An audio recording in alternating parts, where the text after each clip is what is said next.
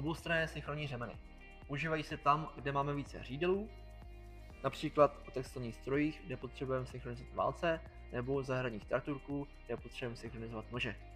Polyuretanové řemeny slouží jako pohonné, jako je tento nekonečný řemen, nebo v metráži jako dopravní.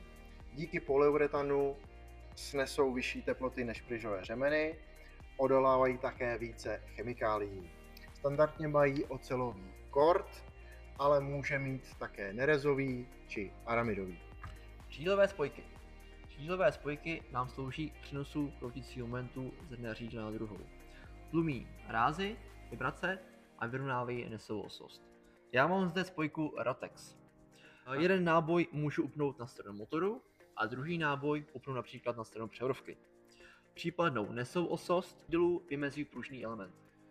Posledním typem pohonu jsou řetězy.